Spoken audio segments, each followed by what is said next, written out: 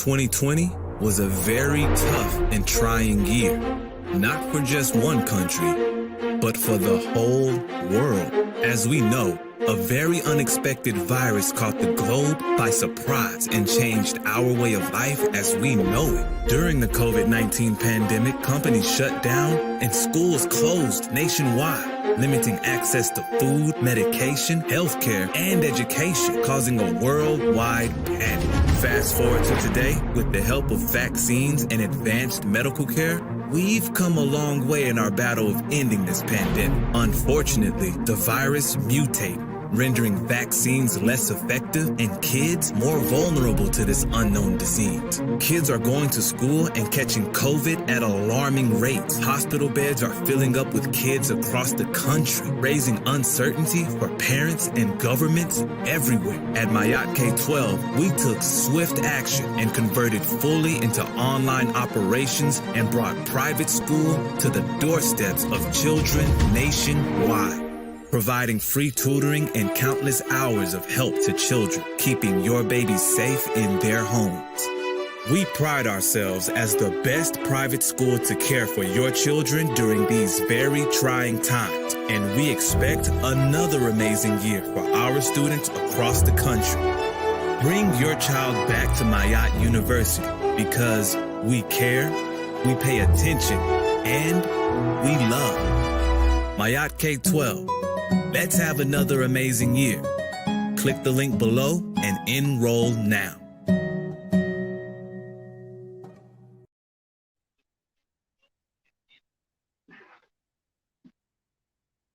Are you keeping an eye for me? Yes, indeed. Yes, indeed. Yes, indeed, family. That is Mayat University. Make sure all of the parents that are out there who need information about waivers, you hit us up and contact us, okay? We'll have the conversation off of YouTube, if you understand what I'm saying to you. Hit us on the email, redpillar75@proton. We have everything that you need. Repeat, everything that you need. Before you make that life decision, hit us up and know what options you're working with, okay? So hit us up, especially for the babies. We have the waivers available. Make sure you contact us. And also for the family that's out there who are interested in educating both themselves and their community, their circle, their clique, their family, their household, their loved ones about all things meta, all things crypto, please pay attention and take full advantage of the Meta Crypto Bundle. That is for a limited time only. Okay, $199, 12 hours plus of information. Send your payment to Stream Chasers along with your email, and you will receive the video on demand, so you could go ahead and tap in. All right, that is $ Stream Chasers with a Z. Okay, so take advantage of that. With that being said, let us begin. We are currently in Third Eye Thursday mode. Shout out to all of the family in the building. Welcome to another episode of Third Eye Thursdays. You are now rocking with the best. This is your host for the evening, Brother Red Pill. All right. I have a guest that I'm going to be bringing on in a minute. All right. This brother will be joining me and my brother Blue Pill at the end of the month. All right. On the 30th, the last day of November. That's going to fall on a Tuesday. We are going to be doing American Gods Part 5. To this day. That's by popular demand. To this day. That's by popular demand. I went and took a vote, and we had a majority of the people saying that they wanted some metaphysics and whatnot. So we're going to round it out, and we're going to end off the calendar year. We're in the fourth quarter, so we're going to give you another segment of the 21 Savage series, American Gods Part 5. The last one we did in the beginning of the calendar year was American Gods 4.4, 21 Savage. So now it's time to wrap that up. There's been a lot of shit going on in the year of 2021. All right. So we're gonna have ALKEBULAN 44, Brother Blue Pill, and Brother Red Pill. We're gonna decode, deconstruct, and break down various global phenomenon and events. The authors of Convos with the Cosmos, Brother Blue Pillar 44 and ALKEBULAN 44, have crafted a metaphysical perspective, a synchro mystical vantage point, and assemble literate observations of the times that we are currently experiencing as a collective. This is a must-see for all students of the esoteric, occult, and metaphysical disciplines.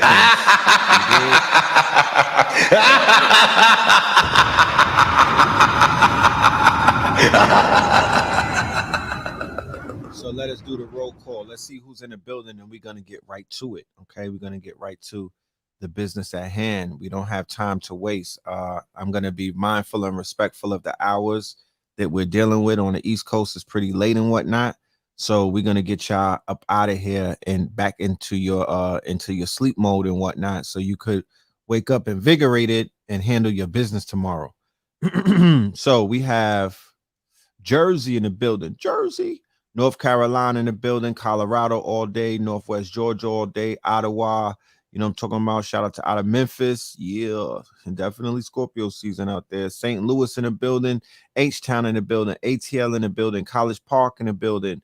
All right, Dallas, Texas in the building, Memphis in the building. All right, shout out to Memphis, SoCal in the building, San Diego, DC, Brooklyn, Denver, JoJo World, Illinois, Queen City, North Cleveland, Indianapolis, Harlem in the building, 718, Michigan, Ohio, Brooklyn again. All right. Is that my guy? Cleveland in the building, PG County in the building, DC in the building. Selma, shout out to Selma. Montreal, Sacktown, Bmore, Yemassee, South Carolina by way of Akron. All right, Los Angeles, upstate New York, Jacksonville, Delaware, Portland, Detroit, Cali. All right, DC, Bay Area. I'm gonna get a global and then I'm gonna stop. We're gonna get a global. Who's over here from across the ponds? Who's over here from across the pond on some global shit? Let's see. Houston in the building, Naples in the building, 40 side of Vernon. You know, I'm talking about Vancouver. There we go.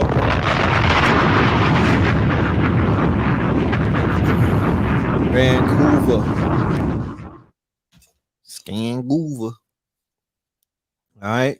So without any further ado, let me open up the lines for our guest tonight, hailing out of the Shy. All right. None other than our fam, ALKEBULAN 44. Welcome to the show, brother. All right. Peace.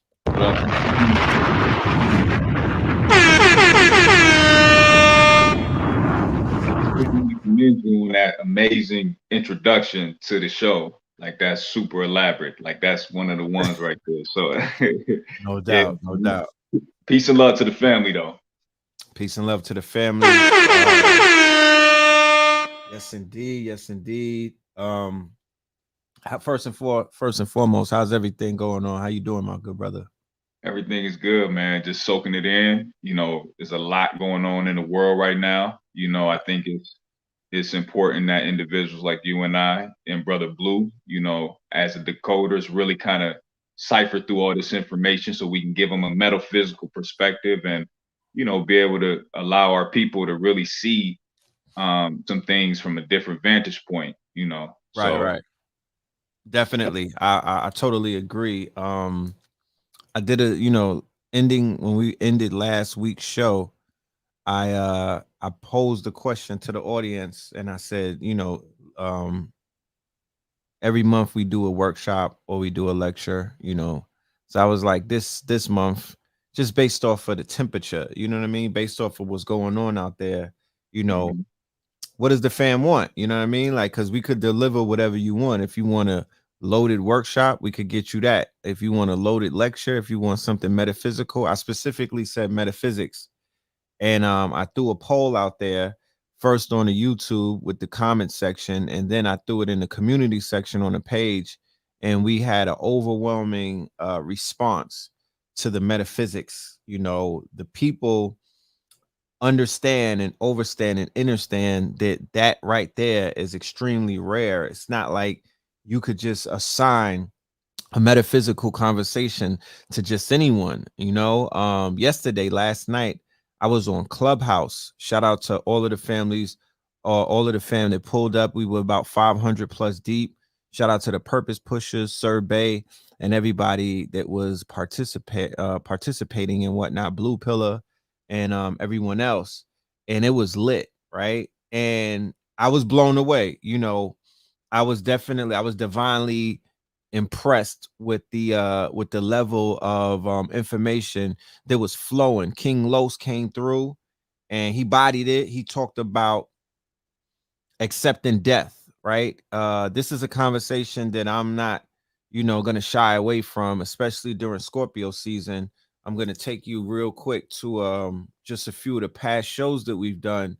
We did this on Halloween, right? I got divinely inspired to do something and basically dedicate it to the supervillain, and also tap into the Saturn energy. And then the next show we was doing Till Death Do Us Part, you know what I mean? That was dealing with the murder of Alpo in Harlem and whatnot. But we was just dealing with that death energy. And then we tapped in with the Scorpio Kings. We had A.A. Rashid, Blue Pill, we had Patara Tahuti and myself and whatnot. And we was really digging in and dealing with that. And then we had the Melanin Mondays, Ye Are Gods, with the whole Travis Scott situation. You know what I'm talking about? So every single one of those shows, and now we're here to this show here, and all of these shows were dealing with death. All of these shows were dealing with the fact that this Scorpio season is a true Scorpio season. Like, this is something that we can never give it up to a race of people. We can never give it up. I'll never forfeit the energy to a Caucasian man or woman walking this planet who can't make it hail, snow, and earthquake. That's not their powers. I'm sorry. You know what I'm talking about? That ain't their powers. That's something else that's making shit really shake. That's the cosmos. The cosmos is talking and we're listening and whatnot. So, as we wind down to the end of the Scorpio season, we're still faced with the aspect of death, and it's talking to us. And last night, the brother King Los, he said something very profound. Prior to that, Blue Pill came through on Brother Richard's show and talked about the death doulas, the need for that. And I also added on in an earlier show, after witnessing the funeral rites for a brother who died in Brooklyn and whatnot. And I said, for people who've come up Catholic and whatnot, being in a church is all good. You feel me? Like, it is what it is. But if that's not what you was on when you was alive, how dare your last circle, your last spin around the block, when everybody pulls up who claims that they love you, they're inside of a church with a pastor controlling your narrative. Like, that's the ultimate violation. And no offense to any pastors and churchgoers out there, but if that's not what we on, who's mandating that we get buried in a church or our ceremony takes place in a church where that's not, when we was into shit like temples and whatnot, where's the temples at? Where's the funerary rites? Where's the, my younger sister, God bless her, Tanisha, she made transition at 3 years old before me and Blue were even born. And as a result of the relationship that my grandfather had with Dr. Ben, she had a ceremony that was officiated by Dr. Ben. He sent her home the right way. You dig what I'm saying? The opening of the mouth ceremony. It wasn't like she was living a whole comedic life for 3 years, but he was able to do what needed to be done. So my $1 million question would be, I know why our people are scared of the inevitable, the great inevitable, right? I know why we're fearful of the great inevitable, because society, this Christianized or Catholic society, utilizes death as a fear tactic, especially on the Negroes, on Black people, on the Blacks. You know, death has become the quote unquote sword that they hang over our heads and whatnot.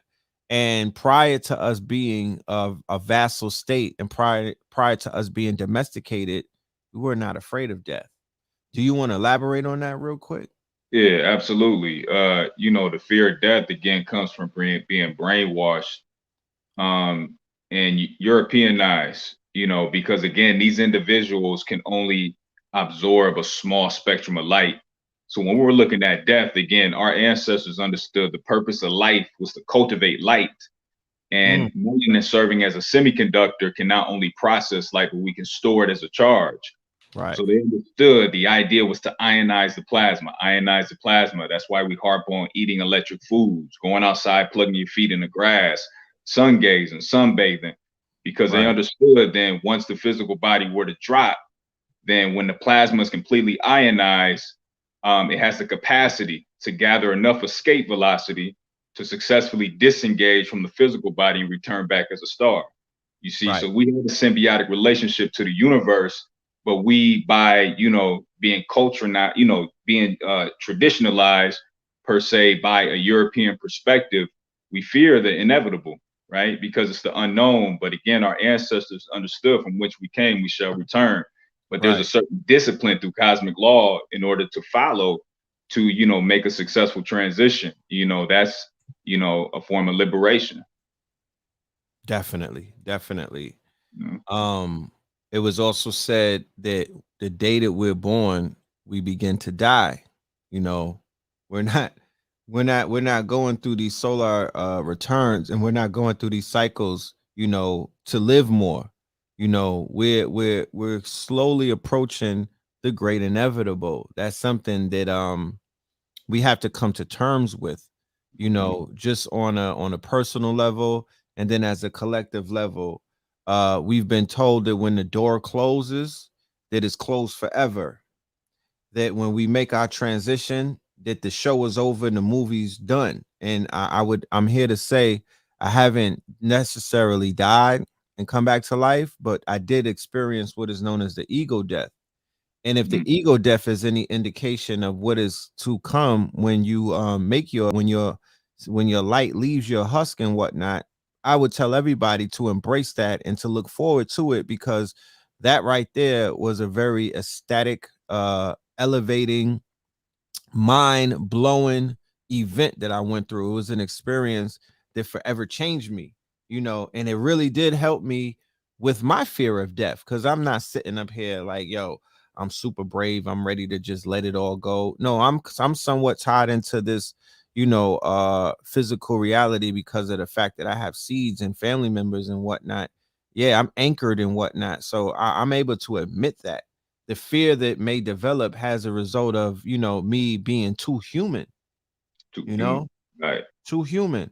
I remember hearing Panic talk about that, and I was somewhat offended in the beginning when he said it. He was like, you know, he was dogging humanity. And as you know, my human emotions or my human self was kind of offended. Like, why is this nigga talking about death like that? You know what I mean? What's wrong with humanity? Yeah. But as I understood, as I listened more and didn't, you know, remove my feelings from the situation and just was a student, I completely understood everything that he was saying. And I'm like, word, yeah, fuck that humanity shit. You know what I mean? Like, that shit is that's a ball and chain on our ankles and whatnot. We're not humans, you know. We're not humans.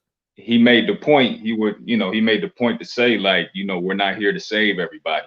You know, the first goal is to save ourselves. And again, it's the fear of the inevitable. You know, when you see these popes behind closed doors praising the Black Madonna, you know, these blue-black figures, again, we're talking about the absolute, the unseen reality.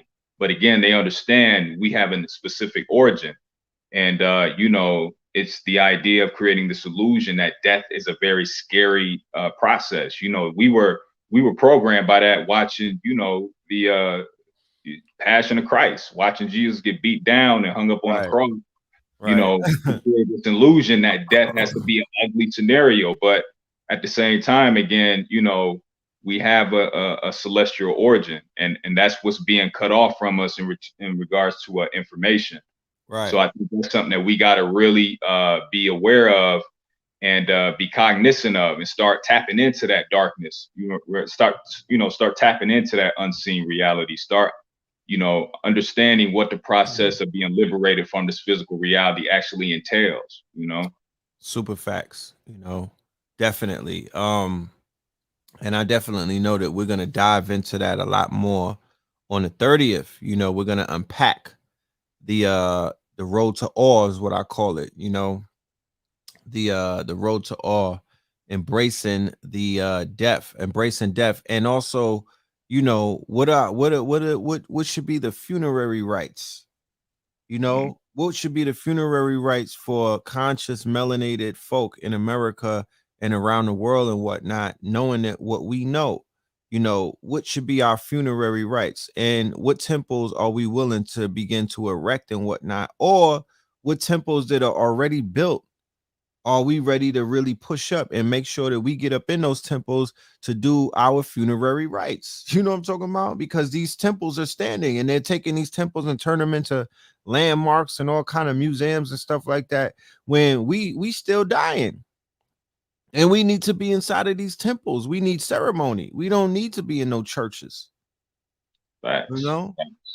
And I just want to say to the family, for those who aren't familiar with me, I'm in school right now, and I'll be done in August.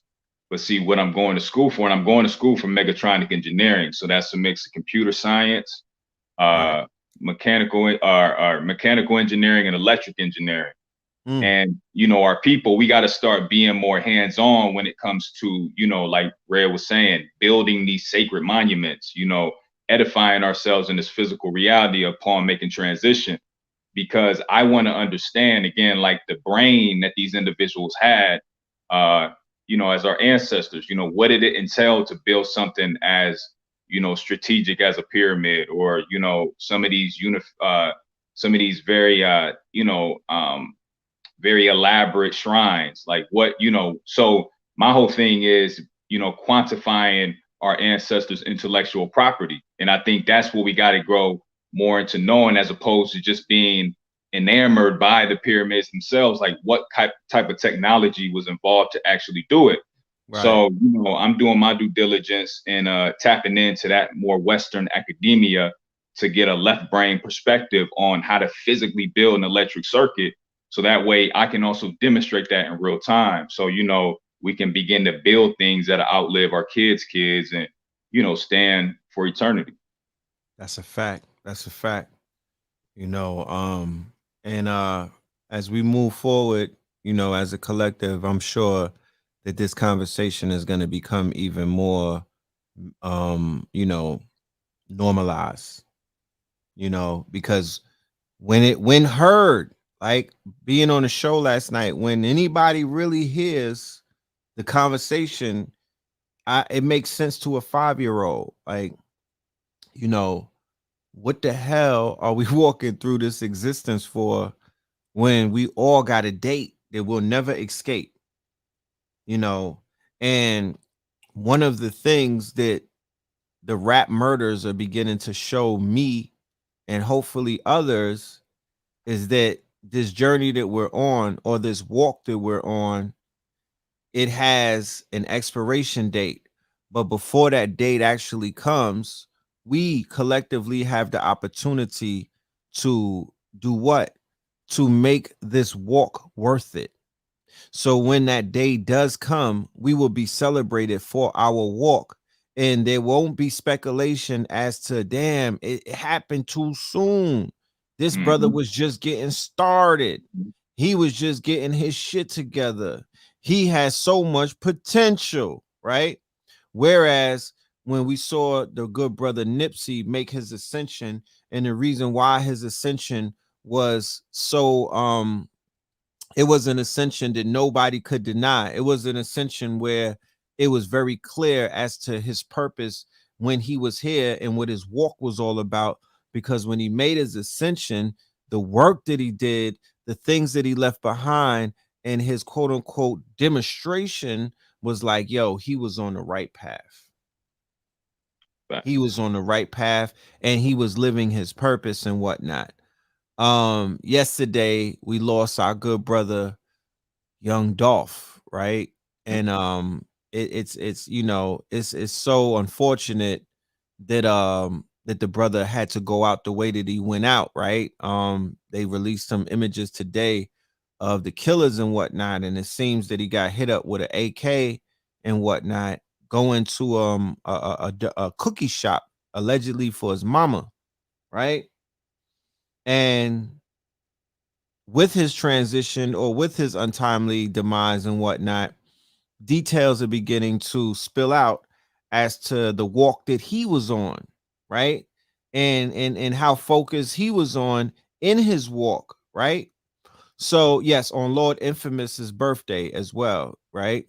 Right. Thanks. So it come to find out that the brother purchased about 100 different properties in Memphis, right? He set up his children, he set his babies up and whatnot. He would give them properties and whatnot on their birthdays. He would purchase properties on their birthdays. So, and he also owns his masters as an independent artist who didn't succumb to the temptations of the majors, who basically will own you, right, and your likeness, and shit on your family members.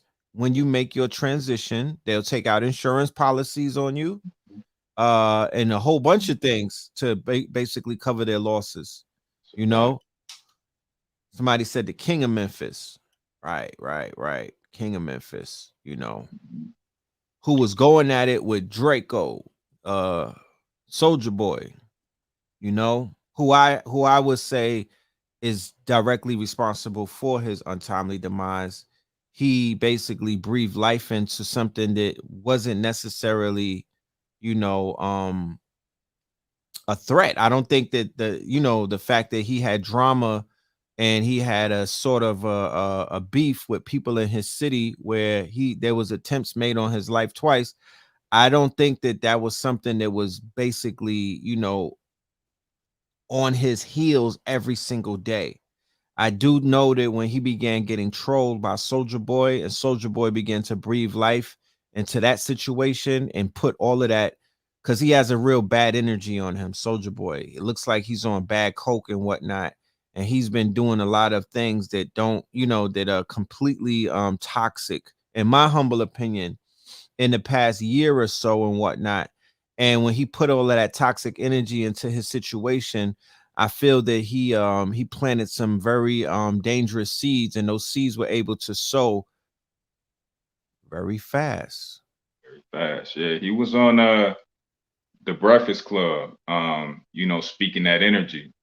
And the funny thing is, shortly after I watched that interview, I had went to Young Dolph's most recent video, because my brother had said something about it. And when I watched it, you know, a lot of things were a little different, you know, when it came to Young Dolph. You know, you can tell somebody was in his corner, kind of moving his, you know, his chess pieces in regards to just the aesthetics alone of the video. Because, you know, typically a Young Dolph video, he's shooting in the streets, or he, you know, it's kind of your typical video. But this one had a high level of production. You know, it had a very, you know, I would say like, you know, I'm not to get all religious and everything, but a very demonic type of energy around it, in the sense that the symbolism, you know, portrayed a very darker side of Young Dolph.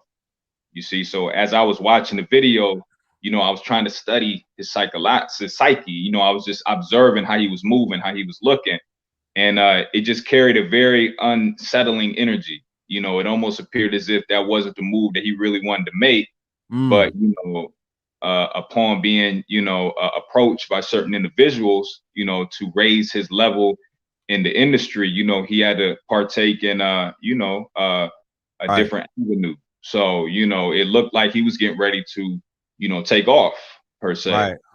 But it just, again, the video itself, it had a very unsettling energy about it. And I just feel like Young Dolph just wasn't at peace, you know, with that situation.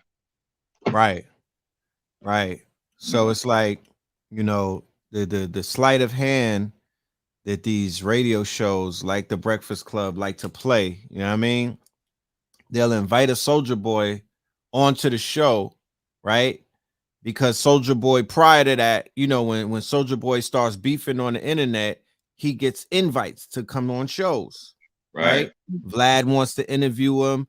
The Breakfast Club. This is not just a Soldier Boy situation. I've seen this happen with different rappers on many occasions because of the clicks. It's clickbait, right? They're like, yo, pull up. I need y'all to, you know, I want you to talk about what you're talking about, but don't really talk about it, right? Yeah. Right, that part. So they allowed him to come up there and talk that shit, right? And basically shit on this man. Because somebody was saying it in the comments that they don't think that Soldier Boy is putting bags on niggas. He doesn't have to put a bag on him. He's putting demonic energy. He's putting a very unsettling type of energy. He's invigorating people who would go out there to kill, right? Exactly.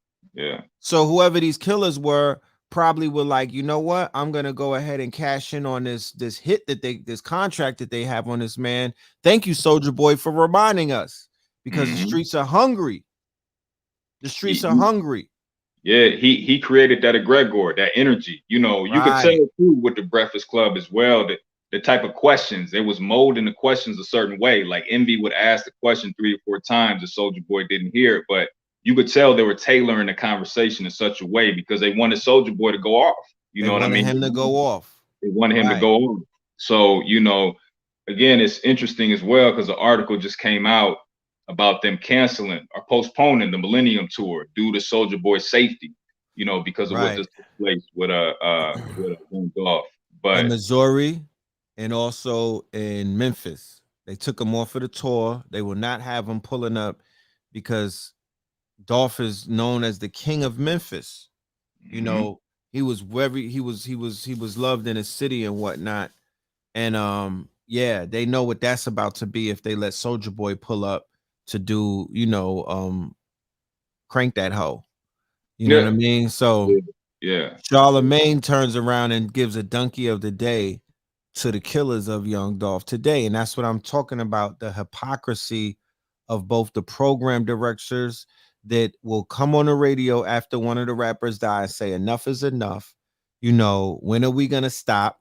And then they'll be like, yo, the next song is Yo Gotti and 42 Doug, followed up by you know, the rest of the killers in the industry. You know, it's double consciousness, it's double talk, it's agent talk. That's agent provocateurism of the highest degree.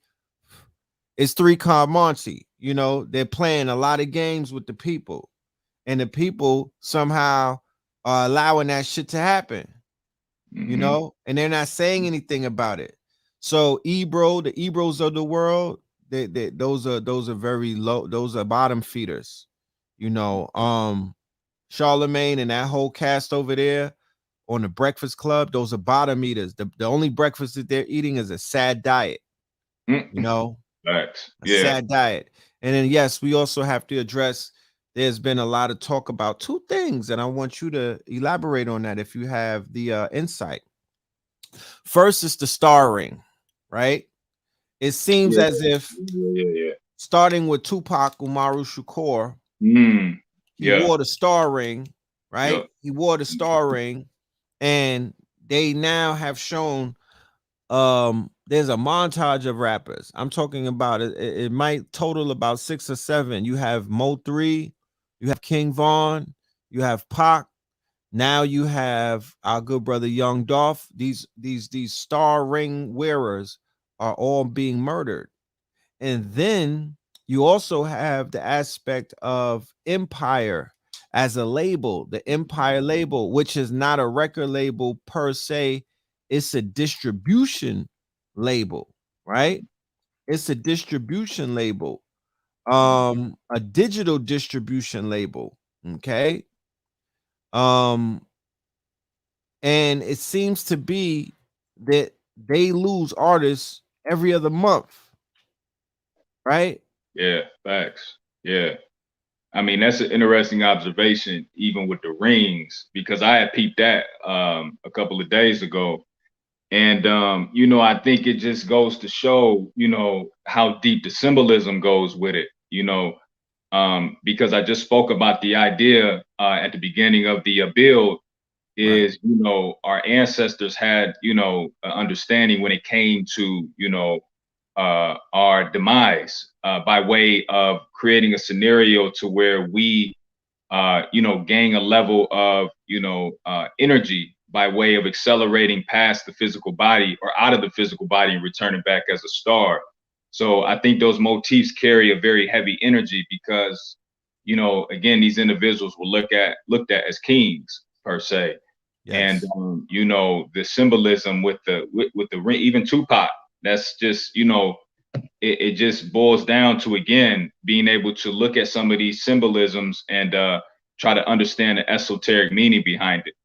And you know, the star is very prominent, you know, when it comes to our specific storyline, you know. And again, prior to exiting the physical body, you know, our ancestors always understood that from which we came, we shall return. So, you know, returning back as a star per Right. se is evident, you know, within their motifs with the star rings. Um, yeah, that's, you know, it's a very deep symbolism with that. Right. Right. Yes, the guy at Empire, his name is Ghazi. There's an Israeli, there's an Arab, and there's an Indian that are Mm, basically at the top positions of that label. They've been responsible for Future. They helped push Future. They pushed a lot of people on the digital distribution side when the industry made that change, when they did the switch into like mhm, streaming and things of that nature. They were one of the pioneers that came in very quietly under the radar, right? Yes, XXX Tentacion, Mo 3, um, let me go and look on my gram. Mo 3 from Dallas, right? All of these, most of these artists, matter of fact, let me just share it real quick. I'll share my page so we could go and look at that. Most of these artists were killed during the November Scorpio season, the Jason months, right? We're still in the throes of the Jason months. We're on the tail end of the Jason months, okay? So we have Mo 3, right? Young King Von, and we got our good brother Young Dolph, right? November the 6th, November the 11th, and November the 17th, right? All shot to death. All artists on the and coincidentally, these are all artists on Empire, and they all got that star ring and whatnot. You know what I'm talking about? mhm, If I was a rapper and I had a star ring, I would pawn it. Okay, no offense, but I get mhm, that shit the fuck out of here. I made a statement too on my page because there's a situation where the video came out with Drake and Kanye at Drake's house, right? And people were clowning him. You know, we've had conversations about, you know, the chess moves that Ye was making and how he was out here checkmating niggas and whatnot. And you know, this move right here that came about around the same time of our young brother, young Dolph's demise and whatnot. It was a glaring image of what we could have saw if Jay-Z was more responsible like Jay Prince was. All right. mhm, Jay Prince has an investment in Drake. Jay Prince understands and overstands that the beef that his artist has does not serve any purpose. He was the one who stepped in and squashed the Pusha T situation. He was the one who stepped in and squashed the Meek Mill situation. He was the one who stepped in now and put these two together for the bigger picture, which is to get the big homie or to get Larry Hoover out of his situation so he would be able to either make his transition peacefully or in his later years he could do something for the quote unquote gang wars that are ravaging not only Chicago but around the world and whatnot, right? Mm-hmm. So Jay-Z, as who's in the same type of position as a big homie that Jay Prince may be in, not as, I don't think he's as respected, and I don't think he's as solidified as a Jay Prince. But if you see the way that he moves and the persona that he moves with, he's definitely moving in that type of direction to be, you know, a boss figure, like how you have a Godfather figure and whatnot, but a boss figure in both rap and the upper echelons of street culture, right? For those that know, because I'm not finna get on this show and start giving everybody's business out. But what I do know is that he has an art, he has Yo Gotti as an artist, not only as an artist, but I believe that they have a management deal. So he's managing the career of Yo Gotti, whose label CME, right, has 42 Doug. He has Moneybag Yo, Black Youngster, ESTG, right? Now, that's one of the hottest labels in the game right now, right? One of the hottest labels in the game, especially on some street shit. And Jay-Z's purpose, if he were really on some big homie shit, would be two things, in my humble opinion. He could have brought the two together. You don't have to do a kumbaya type of thing where they taking pictures, holding hands and whatnot. That wasn't necessary, but he could have definitely brought them together and had a sit down. Or if he wanted Young Dolph to live, he could have basically bought out the contract that was on that man's head, because things like that do happen.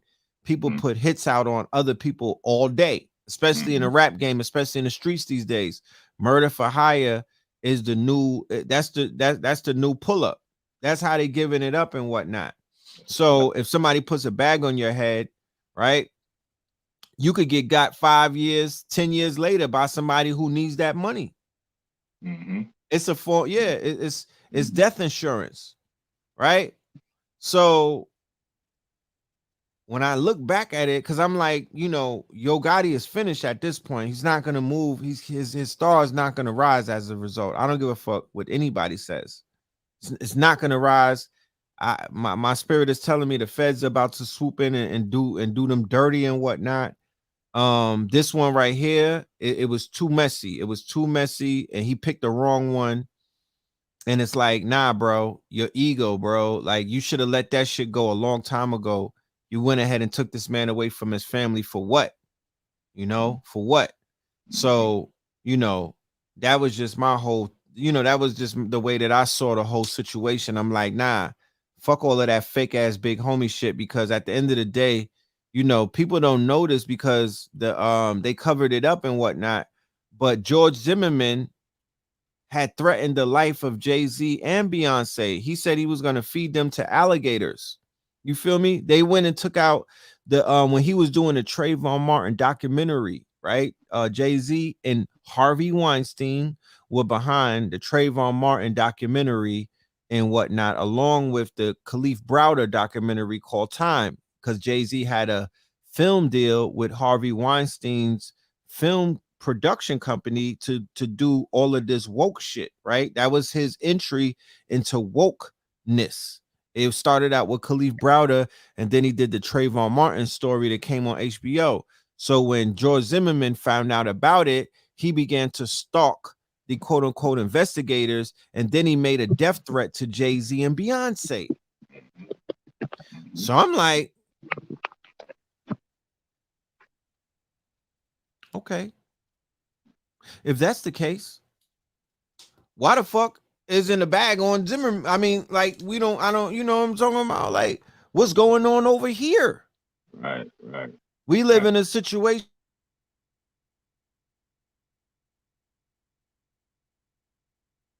up like that. It's a result of that right there. This murder for hire shit is really rampant in the streets right now. So it's like, if you taking care of, if you knocking your own peoples off, but you got all of these ops running around doing our people crazy, you're not the big homie, nigga. You need to sit down and reevaluate who the fuck you are, because You got people out here on your label putting out hits, killing other black men. And like somebody just said, when it comes to how Memphis felt about this, they've been chose Dolph. It wasn't they wasn't fucking with Yo Gotti over Dolph. Dolph was the hometown hero, you know. And it's just unfortunate, like Memphis, in the clubhouse last night when they were really going in, Blue and everybody going in, and they speaking about the Memphis rights and just giving you the historical synchronization or the juxtaposition of what Memphis was in ancient Kemet, a funerary, basically a necropolis, right? The Memphis rites and things of that nature, dealing with death. So we have Memphis as the murder capital this year. Okay. Memphis is the murder capital this year with the most bodies and things of that nature. And so it was already up out there, and it's threatened to go up even more. It's threatened that they said that it might even double based off of what's taking place ending out this calendar year. But yeah. Yeah, no, we got to understand too, Memphis is important because, again, obviously Young Dolph was the king of Memphis, in his own right. But at the same time, we're talking about, the grid itself coming online. So we're talking about tonnage. We're talking about vibration. We're talking about the essence of naming something on this land, Memphis, as it is over in the motherland. So we got to look at that motif, even the concept of every king goes to Memphis and makes transition. Right. This all stands to play in essence, again, of the mythology that's playing out. Right. So, again, these individuals behind closed doors, these small hats, or, what have you, understand from an occult standpoint, how these energies work. So, if you were to take somebody out as prominent as Young Dolph in his own hometown, like right. what are they in the process of trying to cultivate? What are they trying to invoke? What are they summoning, with this energy that's taking place? So, it's important to understand that, they're not looking at this thing from a religious standpoint. And again, you got some of the most, erroneous, dustiest cats out there that are, take somebody off, just for, a ban, you know what I mean? But in essence, again, this hit that takes place, hits like these that take place, they have a higher meaning behind them, in the sense of, again, summoning up a level of energy by killing this man in Memphis, in his hometown, as he, he was known as the king of Memphis. So that's important to understand as well. And to show you the his imprint, right? To show you how heavy the imprint was, when we say king of Memphis, we're not just giving it, it's not just a name, it's an energy, it's an imprint, right? So we don't believe in coincidences over here. We don't do coincidences. Coincidences to me are for the unlearned, right? And people who can't, you don't have you just can't go in and basically pull up the science on what's going on. But last night, while we were on Clubhouse dealing with the whole situation of Memphis and whatnot, there was an earthquake in Memphis, of all places. This earthquake registered as a 4.0, and it was felt all the way in Missouri, right? It was felt all the way in Missouri, okay? Which would be 130 miles away from Memphis, right?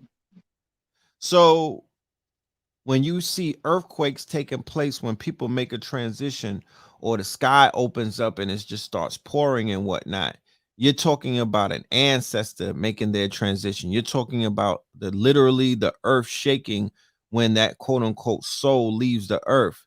That is very significant. Mm-hmm. And the reason why people that are melanated and unlearned, they can't see the importance of it, is just because when they see niggas, they see niggas. They'll never be able to fathom anything of the sort because they don't see the power in anything that is melanated. They do not see it. They do not, they refuse to open up their eyes. They will talk down to it and give it up to a white person if the ground starts shaking when they leave and understand what that means. But they'll never give it up to just a nigga, especially a nigga that raps. They're like, from where? How to hear? Like, you know, and we understand where that comes from. But I'm here to say that if you really pay attention to the power of these rappers or these entertainers or these quote unquote stars, then you'll let your biases go and you'll understand who these people are functioning on this earthly plane. Yeah, you know, it goes to show too, even with this chess move that, you know, Jay Prince is calling himself, you know, initiating with Drake and Kanye West. Again, like you're looking at individual people, but these individuals are playing out major energies. More specifically, these individuals are playing out constellations.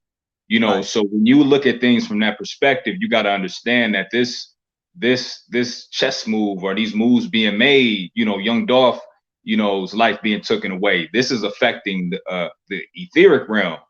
You know, Right. this is putting a stamp in the spiritual realm. Like, you know, so much so. So, you know, again, we call ourselves gods and goddesses, but again, we have to truly understand that these individuals that study us behind closed doors, 365, really understand this. So, you know, when you're at a label and they mark you with that star ring, trust and believe they got a motive behind it.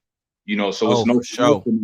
why he was, you know, killed in Memphis. Again, these are all what we call ritual, you know, agendas, but at the same time, these people are very strategic on how they move. So again, we got to start getting in our bag and recognizing some of the symbolism, so then we can start tapping into the same energy to better, you know, our strategies and our moves. So Definitely. And you know, going back to the Kanye interview, right? Somebody brought it up in the chat room that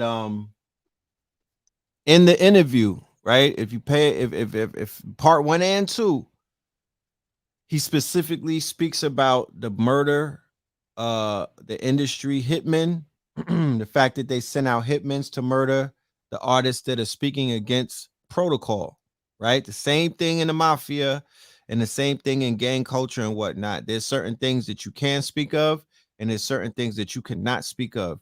If you do speak of it based off of the oath that you've taken, either via contract or a verbal oath, or an oath that they have inside of the lodges and whatnot, when they are doing when you're being initiated, you could forfeit your life.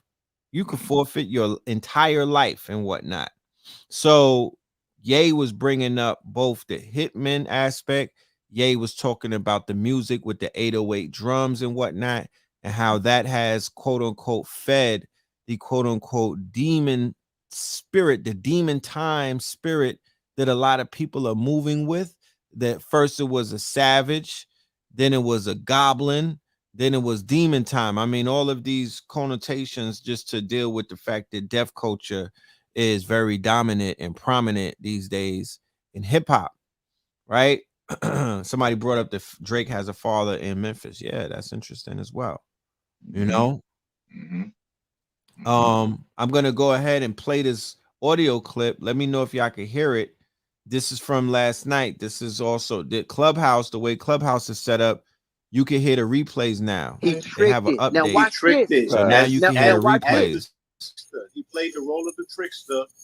Preach. Come on, he played Death Joker. out of his trick bag. He played the Joker, Pill. Now watch Yes, he this, did. bro. He had everybody ass in their arms when he said slavery was a choice. They're talking about Kanye. Remember? Facts. I'm gonna tie a lot of things. I'm gonna do a lot of string theory. I'm gonna tie a lot of shit together. We need to be studying patterns and cycles when it comes to people. I don't want to trust you. Facts. I don't want to hope you do good to me. I don't want to believe that you got my back. I don't want to have faith in you. I want to look at your patterns and look at your cycles and say, you know what? That brother got a pattern of violence. That brother got a pattern of deception. That brother keeps going through the same cycles. You know, it's like 1 minute I'm cool with the brother. Next thing you know, me and the brother got some beef. Patterns, cycle, tricked it. He tricked it. Now watch He tricked this. it. Now watch this. As the trickster. He played the role of the trickster. Come on, he played Joker out of his trick bag. He played the Joker. So what they were talking about was in a Kanye West interview, right? The fact that he was basically speaking about death, and the fact that he was also showing that he doesn't have, he was showing the family like, look, I don't have a house. I don't care about what these people have to say to me. You feel me? I'm cutting the ties that they have to me. I'm cutting the control. I'm cutting the fear. You dig what I'm saying? I'm gonna take away what they're gonna threaten to take away first. Right? This is called chess playing.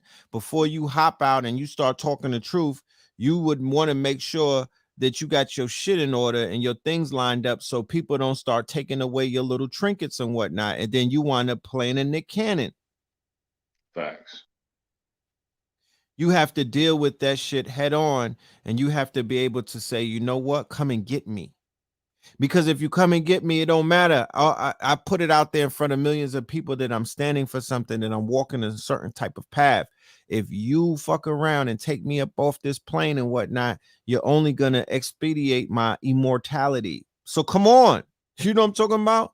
I'm walking my path. I'm standing on something, rather than the people who don't even get a chance to go through their quote unquote caterpillar butterfly phase. These young kids, these young kings are getting killed in their cocoon phase. They're getting killed in their caterpillar phase. So we don't even see their wings. We don't even know the butterflies that they've become. We don't even, they're not even living in purpose as of yet. Mm-hmm. So to die in purpose is to die with purpose. You dig what I'm saying? You would want to take your last breath whilst in purpose. That way you could become immortalized. Henceforth, while we're still talking about Martin Luther King and Malcolm X to this day. To this day. But to this day, we're not talking about the drug dealer who got clipped and whatnot. You know what I'm saying? By a fiend and whatnot. With a bundle in his pocket, and they sprinkle crack rocks all over the scene, like Biggie said, it made the shit crack related. You know what I mean? We don't remember these people forever. They're not immortalized. There's only a few goons and whatnot that I could remember, like 50 Cent, Killer Ben, you know what I mean? People like that out of Brooklyn that are still talked about to this day. But for the most part, there's hundreds of thousands of people that died. You know what I mean? Not in purpose. Not in purpose. And that's why you could tell with Kanye West, even with the interview, you could tell just off the rip, like he was getting ready to get in his bag, in his cocky bag. Because again, Kanye West's vantage point through the industry, and even dealing with occultism to a certain extent, like he's came full circle. So his level of confidence in understanding his position in the game and how he's, moved around, he has that right to call out and say, yeah, like, come get me. Like, right. I'm ready for whatever. Like that's his stance on where he's at. Kanye West's position in the industry is valid, but you can see it as well as far as his career. For so many years, he's had different motifs that he's ran with, so he's played the game to a certain extent. Kanye West is trying to play the backdrop now. But at the same time, obviously, he owes a lot of people money, etc. But he's trying to eliminate himself out of the game and play in the shadows. But truth be told, again, Kanye West just understands his position and where he's at, and that's where that bravado, that confidence comes from. Again, his idea is understanding that when he leaves his physical reality, they're going to create holidays from Kanye West. They're going to create products from Kanye West. Kanye West is going to forever be immortalized. And he has little doppelgangers behind him, that dress and carry his aesthetic. For sure. So, in essence, again, he's going to live forever, and Kanye West understands that process. Right. He definitely does. And, it works for him. It definitely works for him. In my humble opinion, he would definitely fare better the more that he shakes off the fear of death. Just naming his album Donda, just venerating his mama, who is an ancestor. That's the highest form of spirituality, putting her voice on the album, chanting her name, dedicating his album releases and whatnot, putting up the childhood home, you know, as a symbol, as an iconography. That's like your temple, you know. So regardless of how we may feel about Christianity or the fact that he started a ministry, which, you know, this weekend when I was in Atlanta at the quote unquote Remedy conference, right? One of the most dynamic speakers of the conference, a brother by the name of Mansa Musa, and I'm not talking about Mookie. I'm not talking about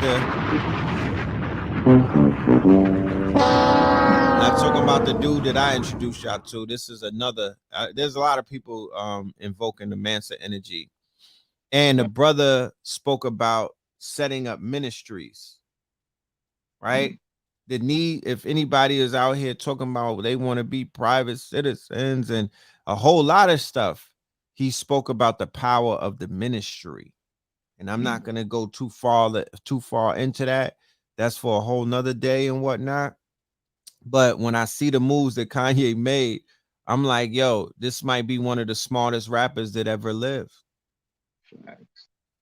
He's not, you know, people are utilizing their limited perspective of things and their prejudices and some of the trauma that they went through because of what happened to them in the church, you know, and they be like, oh, anybody that's dealing with the Bible and the church is this and this and that, but not knowing how to, you know, we're in America. There's a system to be worked, you know what I mean? And there's ways to work this thing. So when I see people working that system, I'm gonna keep my quote unquote, if you don't have nothing nice to say, don't say it. So I'll keep my opinions to myself and I'll be the observer. I'm gonna watch.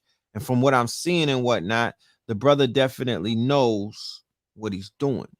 He knows what he's doing. And he made a key point in that interview as well. The fact that he cut his hair the way he did.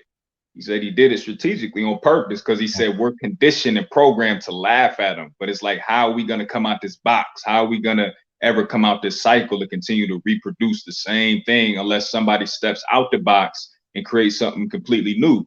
Right. So Kanye West is creating a whole different dynamic, you know, when it comes to an aesthetic, when it comes to music, when it comes to culture in general. So again, his idea, I think in his mind, is beyond this physical reality because he's lived a full life. He's done everything that he wanted to accomplish, you know. Right. So in essence, again, that's where that confidence comes in at, you know, and as a true Gemini, you know, you could see it all through and through, you know, in the interview. 1 minute he's banging on corporate America, then the next minute, you know, he's bragging about, you know, how much of a billionaire he is and how many billies he got, you know what I mean? So again, it's just goes to show that this individual, I even, you know, on IG months ago ran with a whole motif with Kanye West embodying the Phoenix Rising, you know, and I told people to watch him because he represents the idea of the Phoenix Rising itself. He was the one to, you know, basically gauge for us to really kind of determine what was taking place, not only on a celestial level, but biologically. You see, we're all going through our own individual Phoenix Rising. But again, Kanye West served as that individual. All the signs were there, from him wearing a Heru chain back when he was 33 years old, to coming back around at 44 years old, dressing all red, again, representing Heru, creating the album at the Mercedes-Benz Stadium where the Falcons play at, you know. Obviously, you know, of course, Atlanta runs on the same 33rd degree parallel line of Phoenix, Arizona.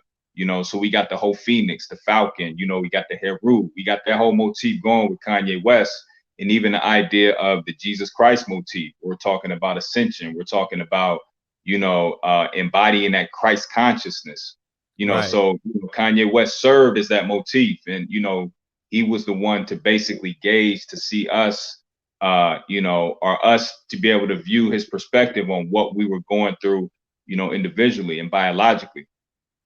Facts. Somebody put Christ consciousness in there. And I would say, you know, definitely go for the family, go and research Christ consciousness and apply that, you know, and see if that basically is what you're seeing this man tapping into and whatnot. You know, everybody can't do it the same way. You feel me? Everybody can't do it the same way. You know, 3 6 Mafia and Bone Thugs and Harmony are slated to be in the next versus battle and whatnot. I know they had Stephanie Mills tonight with Angela Bassett. Who was it? Who was she singing against? Was it in who was it? It's Stephanie Mills and somebody, right? And you know, yeah, that's cool. But the 3-6 Mafia and the Bone Thugs and Harmony, right? Two groups who are avowed Satanists, right? They tapped into the satanic energy and whatnot, or they tapped into, you know, because when I say satanic, I don't want to sound all I don't want to sound like a Christian, you know, I don't want to come from a perspective of God and Satan. But what I do know is that 3-6 Mafia in their quote unquote earlier days and whatnot, along with Bone Thugs and Harmony, were tapping into a very dark energy, right? A very dark energy and oh, Shaka Khan, okay. A dark energy that you know was even said to be inspiring, or even said to be quote unquote, you know, boosting the murder rate in these cities and whatnot, and turning the cities themselves into very dark cities and whatnot. So the land, Cleveland, where the murder rate is all the way up, and then Memphis back in the days where the murder, and we're not just talking about, we're talking about heinous crimes. We're not just talking about we're talking about heinous crimes. You know what I mean? Crazy type of shit, you know, black serial murderer type things. So I want you to expound on the this verses that are coming up and the divine timing of it during, you know, especially now that we have the King of Memphis making his ascension and whatnot, and then we're gonna have 3-6 Mafia on a global stage with this music that's going to be broadcasted, you know, through millions and millions of people's homes. Well, see, even look at 3-6 Mafia. You got the 3 and the 6. You know, Dolph made transition at 36 years old. You know, and again, we're dealing with a frequency warfare. You know, even tying into the idea with Travis Scott. You know, and that whole process that took place. You We're know, gonna touch on that. Okay, yeah, but in any event, that whole again, we're dealing with frequency, we're dealing with energy. So, you know, the idea of even Bone Thugs and Harmony, the name itself ties into the whole motif of Skull and Bones, Satanism, etc., tapping into that dark energy, Right. carrying Bravada. So it's evident that there's a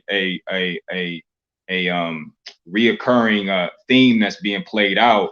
And you can see it. You can see it with Travis Scott. You can see it with, you know, Young Dolph's most recent video. You can see it, you know, with the 3-6 Mafia and Bone Thugs and Harmony. But it's showing the test of times that we're in. Again, we're in the month of November, you know, so we're dealing with the number 9 per se. When you're not dealing with the Gregorian calendar, 9 governs time and space, you know. So these events that are taking place are tapping more into the unseen reality, and even dating back all the way to mythology. When you're speaking about the Black Madonna, when you're looking at Osiris, the blue-black figure in Kemet, you know, we're talking about the unseen, what we deem counter space, empty space. You know, what scientists call a dielectric field, dark energy, dark matter. You know, we're talking about counter space where all the universal cosmic information exists, and these individuals are tapping into these forces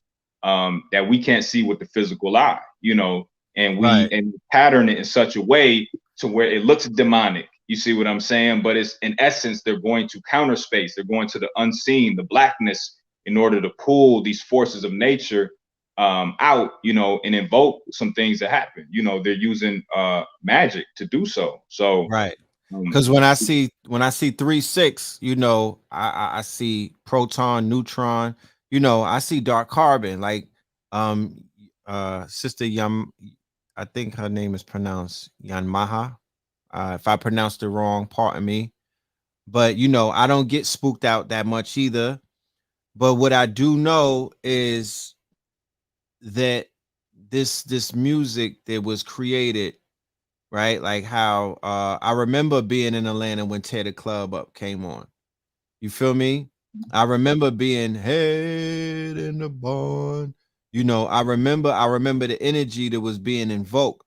You know, all the way up to it's so hard out here for a pimp, you know.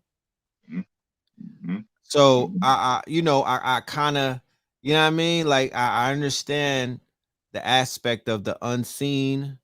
I understand the aspect of triple dark matter and things of that nature, but I still understand as well that the same way that we were talking about when we were covering the whole Travis Scott thing and how he's more of like a fusion artist. He's not necessarily truly all hip hop. He is, like Ye pointed out, he's a fusion artist. He's a collaboration of many different motifs and aesthetics of a Yeezy, a Cuddy, and a Rocky and whatnot. But I feel that he even took it a bit further and has incorporated aspects of death metal, heavy metal, rager culture and whatnot. That's why he's the top rager in hip hop, right? And what they were doing in that ritual that we'll talk about is they were raging, right, at a concert, right, while people were dying. Okay, understand how deep this is. Yeah. If you ever seen a ceremony take place of sacrifice and there was people chanting and dancing while you were on the table dying, and the song did not end, the dancing did not end as you were screaming and dying, and the shit kept going. Sacraments were being smoked. Fire was being burned. People were dancing. That's a whole ceremony. That's a whole ceremony. That's a whole ceremony. To this day. To this day. That's a whole ceremony. Now, when you talk about the Travis Scott ritual that took place in Houston, Texas, right? A day after Kanye called them out for being not faithful, right? For being not being 100, right? Because he said, yo, I started this nigga's career.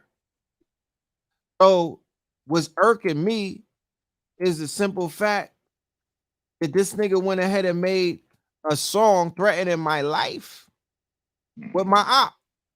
And then had the nerve to say, I didn't even know he was talking about you, nigga. Sicko mode, yeah. Sicko mode, right? Sicko mode. No, somebody say he went to the strip club. He went to Dave and Buster's after the damn concert. He went to Dave. He probably went to a strip club after that. This nigga went to Dave and Buster's after them people died. So now, and I pointed this out. We did the after party the other day, and we was like, you know, because we couldn't talk about certain things on the YouTube, of course, and we were playing videos that we can't play on YouTube. So I was like, yeah, Ye cooked Drake and Travis Scott. So going back to what we say about we don't deal with coincidences, you mean to tell me that the next day at this man's concert with 50,000 people, him and Drake are on stage performing while 8 people are being killed, right? In the crowd. And then their careers take a fucking hit unlike any other hit that their careers have ever taken. This is the darkest day for Travis Scott. He done lost endorsements. He had a $4 million, I think a $5 million gig in Dubai. He had to cancel that. Yeah. He's losing money. Now both of them, along with Live Nation and Apple. Apple was broadcasting the quote unquote concert where 8 people died to 140 countries. They were broadcasting it. So millions of people were watching a ritual in real time. Millions of people. And they up to right? what? 2 billion lawsuits? 2 billion in lawsuits? 2 billion, right? And it's not like, I mean, even when they settle, the shit gonna be crazy. It's The gonna be insurance does not cover $2 billion that they had on that thing, right?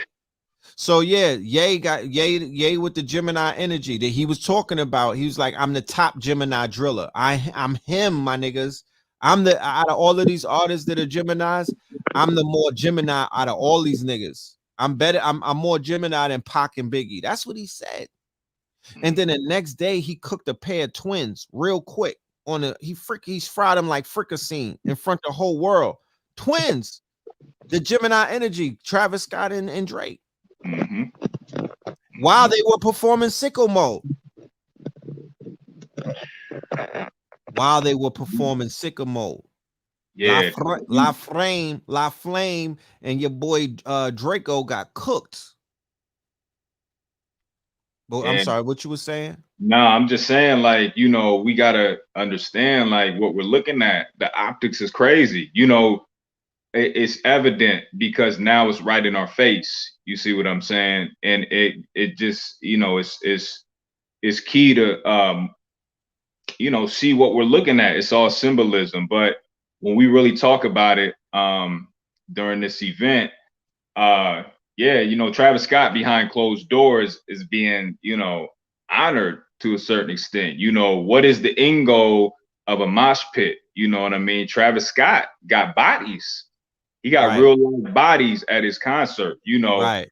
So these rock stars, you know, what we deem what the Lil Uzi Verts and them, they're looking at Travis like my nigga, like you done, you know, you got some actual bodies during your mosh pit, you know, during your performance, your concert. So that makes him legendary in that world, though. Legendary. It makes him legendary. He's a legend for that. He's a legend for that in that world. Hold on.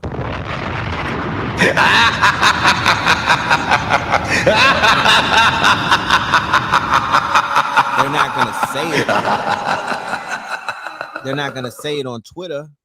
Nah. But the little Uzi Verts of the world. Because when I was watching Rolling Loud, every artist, 85%, all the way up to the baby, 85% of them was like, open up the mosh pit, open up the mosh. Like they were all trying to be Travis Scott. Yeah, that was I'm talking about. These is drill rappers, trap rappers. Open up the mosh pit. Let me see. Turn up. I'm like, oh, this is the new shit that all of y'all on.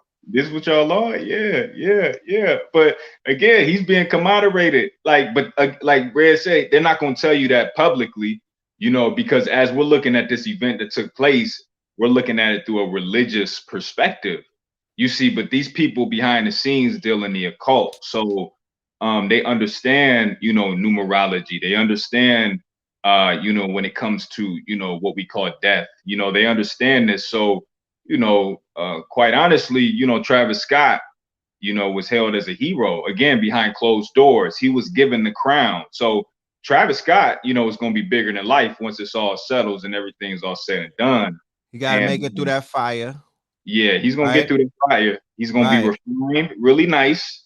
And he's going to come out on top. You know, I guarantee it. But when Utopia drops, that's what's going to do it. When the album drops, because if anything that we know about hip hop, you get exonerated through your music.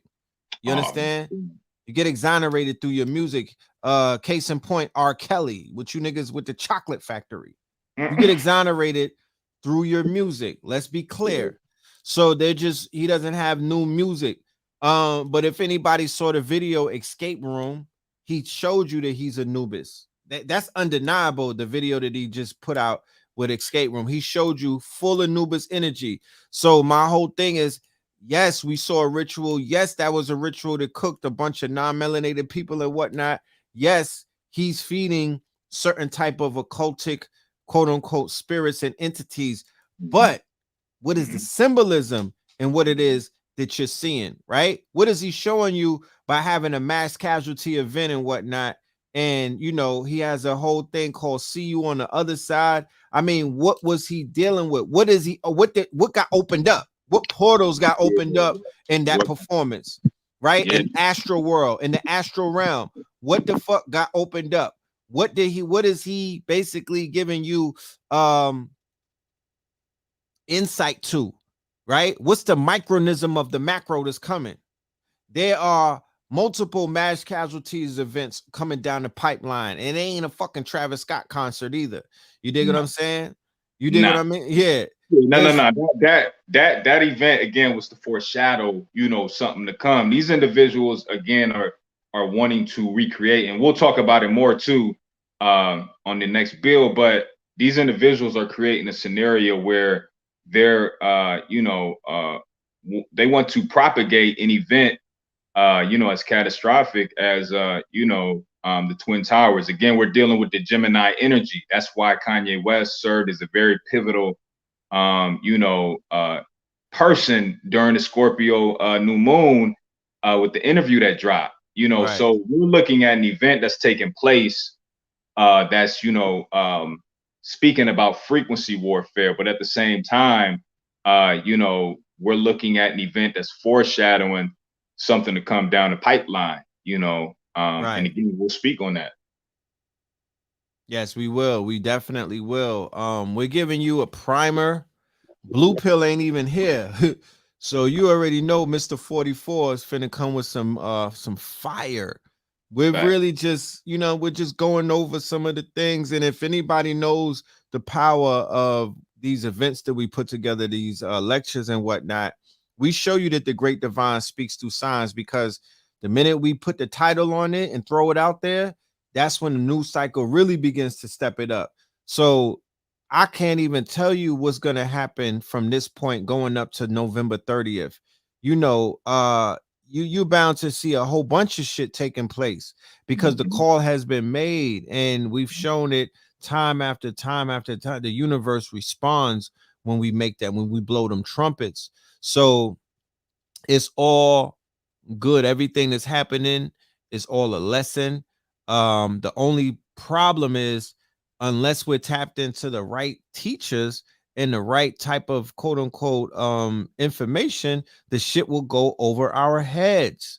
And of course, when it comes to situations, there's always a lower level interpretation of what it is. There's always the media version. There's always this Associated Press quote unquote narrative. There's always this quote unquote super low in the basement frequency quote unquote breakdown of what it is that you're seeing. 9 times out of 10, that shit is steeped in fear and misinformation. They don't return the power.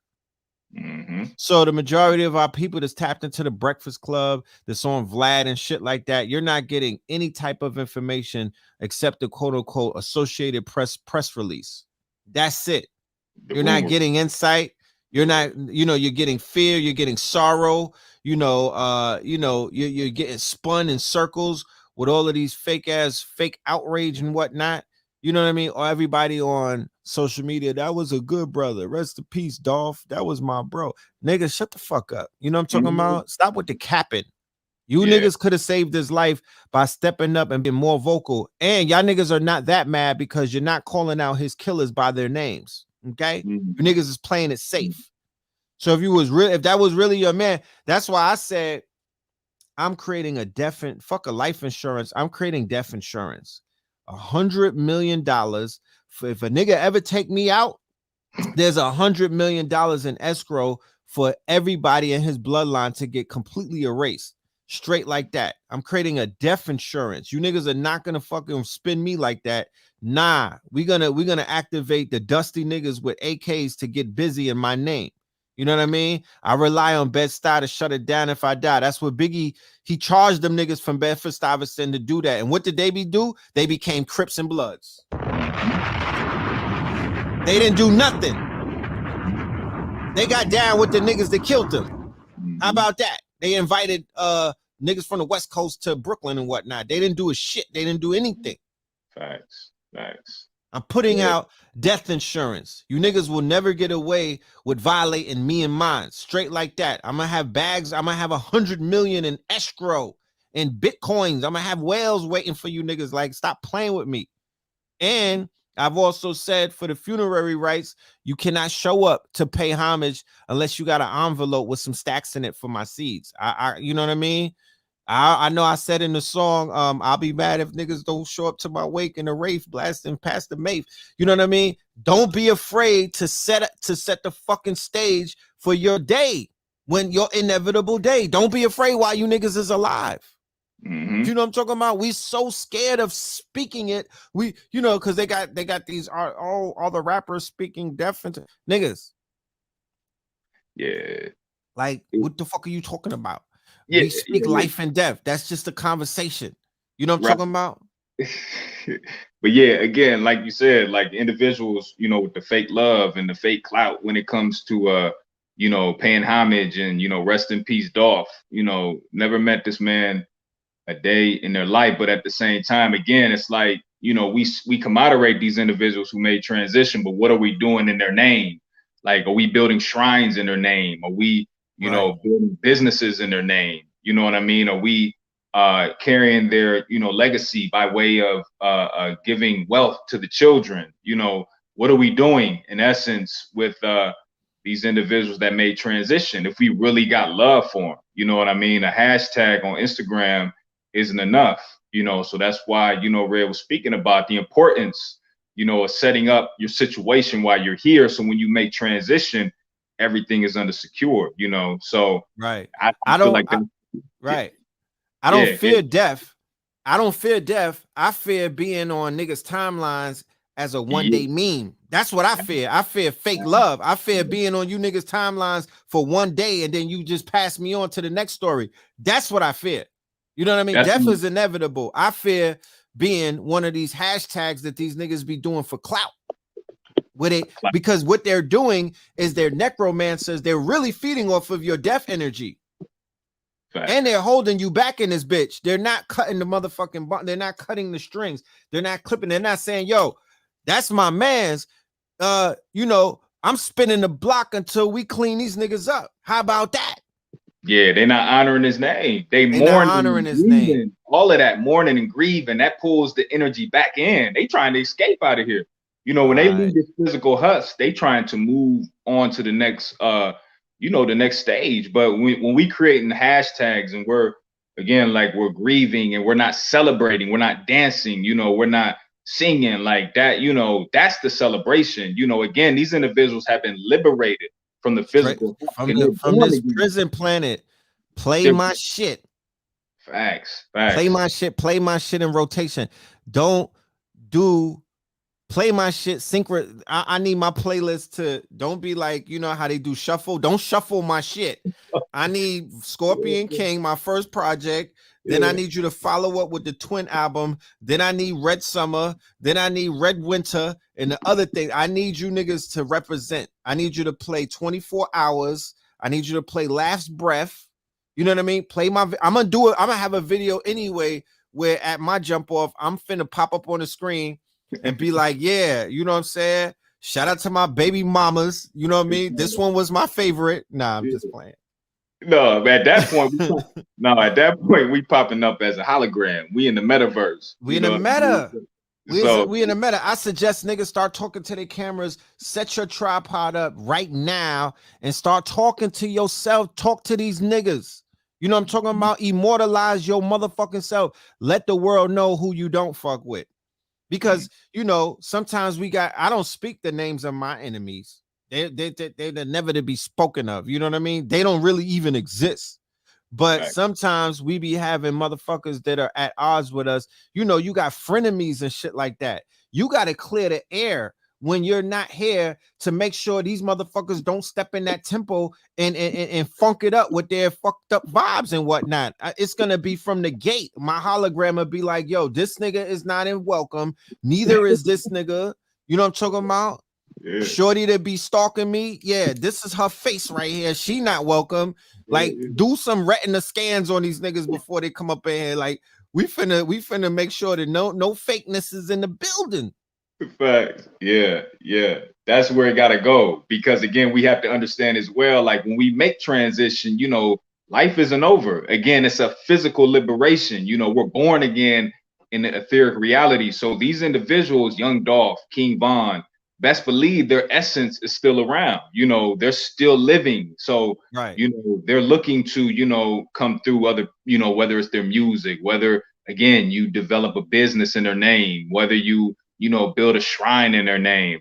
You got to secure the bag when it comes to energy, you know, because we have to, you know, start looking at death from a different perspective. You know, it's not nothing different perspective. It's a form of transformation. But, you know, we got to celebrate young Dolph in a way where, again, it's celebratory. You know, we're dancing, we're chanting, we're singing, we're, you know, all of that, you know, because that is going to allow his body, his energy to continue on, you know, to the next stage. But if we continue to put hashtags and mourn and cry, you know, all that attractive energy is going to withhold his spirit, and he's going to withhold it. He's not going to rest. He's not going to rest well. You know what I mean? So, yeah, it's just all about perspective. It's all about changing the narrative when it comes to death. That's a super fact. Like, you got these situations where they be hashtagging black men, right? And they give the family settlement money. Yeah. What the fuck are you doing with the settlement money if you're not using the settlement money to clean niggas up? Talking about, I'm just, you know, they had a gag order on us after we took the money. We couldn't say anything. Nigga, you're not supposed to say nothing. You're just supposed to wipe your nose, nigga. Slat. Like, are you serious? Yeah. What the fuck? They done gave niggas, they gave a mourning family $50 million? And you niggas is not letting it cook? To this day. That's why you know. To this day. That's why you know niggas is retarded. We have been domesticated beyond levels of a cat. Yeah. We've been neutered. We've been domesticated. They done took the testicular fortitude. Niggas' balls have got cutting off for real. For real. And you let Hollywood tell it, you know, they'll immortalize you by putting a star on a Hollywood Hawk of Fame where niggas walking over to walk over your name. Walk all over your name. You know what I mean? So that's the illusion. Niggas is sleeping on the Hollywood star. They got homeless people camping out. They got an encampment on the stars and whatnot. Yeah, I was traumatized when I went to Hollywood. I said, "This Hollywood? Oh, okay. Like, I see what's going on." I felt cheated, right? I felt I was about to call AMC and get a return on my stocks and all of the ticket money. That I was like, yo, I'm selling my AMC stocks. This is Hollywood. Good facts. Yeah, that shit was crazy. Fuck, like, are you serious, nigga? At least we gave you niggas Times Square. We wasn't lying. Like, you go down there, it's the little nudie bars. You go, there's go the lights. This Disney World right here. Look, Mickey Mouse, a little Mexican dance. You know what I mean? Like, yeah. But when I seen homeless men, and then I seen Spider-Man jumping around, I seen Mickey Mouse in costumes, and I seen Team and Z over on the corner somewhere. Then I'm like, oh, they creating an illusion. It's a shit show, right? It's a big shit show. Yeah, it's a big shit show. At least they could have took some of the money that they was making. You could. That's how you could tell that these people are misers and whatnot. They didn't even take the Hollywood money and invest that shit on Hollywood Boulevard to get the illusion going. Yeah. Bruh, if you niggas give up all of your rights to go to be a fucking actor, you know what I mean? No wonder you wind up on Harvey Weinstein's casting couch. Facts. If I sold all of my shit to go to Hollywood or bust, and I got off the Greyhound and went to Hollywood Boulevard, I start touching my toes too, because I'm like, God damn it, they done rock me. You know what I mean? It's a wrap. You're done. You done gave up everything to be right there. What more can I say? And even deeper, like, they're ritualizing the whole essence of your comedic spirituality when it comes to death. You know, again, the idea is to accelerate past or out of the physical body and return back as a star when you physically drop. But again, It's the illusion of malice in the palace. It's the understanding of trying to attract you and keep you in the artificial light, because you're going to be promised a star on the Walk of Fame. And they even may, commemorate you after you make transition with a statue, that bird sitting on all day.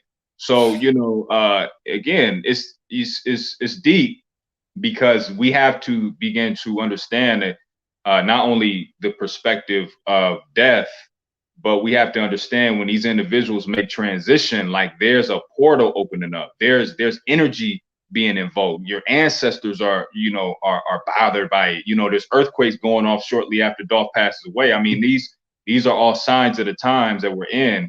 Right. It's up to us now to embody this energy that they're pushing, and transmute that, as real alchemists, and use it for our greater good. So right, Erica. when you a star in the sky, but they putting your star on the floor of dusty ass Hollywood Boulevard, and you supposed to be, no, I'm a star. You can't put my star. No man can place my star where it where it belongs. That's something that man can't do. You know what I'm talking about? My stars in the constellations and whatnot. You know, so it's crazy. Yeah. You know, like I said, there's so much to cover, but you know, we're gonna definitely take these next few weeks and get in the lab. What I need the family to do, because we're gonna do our part. I'm gonna need y'all to go ahead and show love and get your tickets, right? So when I report back to my team and whatnot, I could say shit is good, shit is looking good. We're gonna have a packed building, and you don't know how much that's a battery, that's a Tesla charge right there.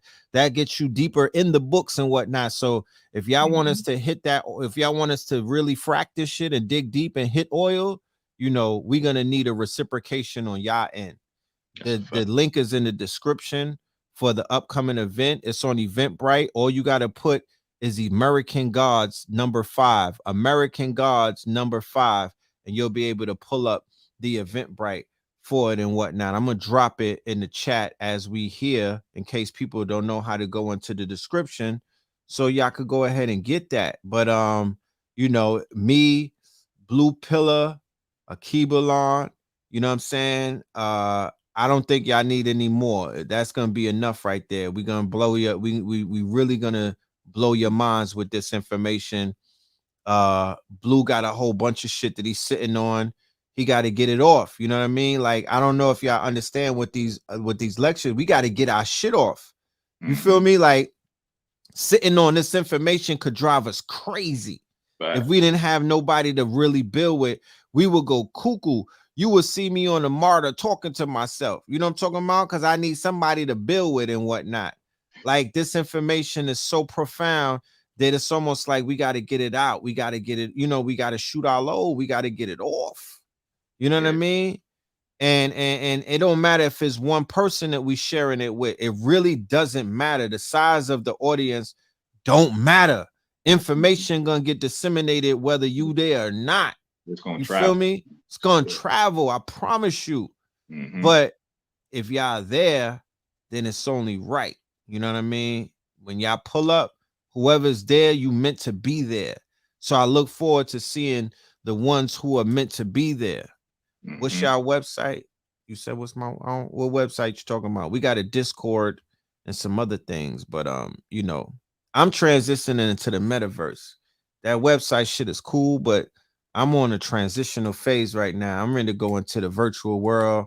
Yeah, you know, you're gonna have to put .ether behind my shit, or .crypto, or .x.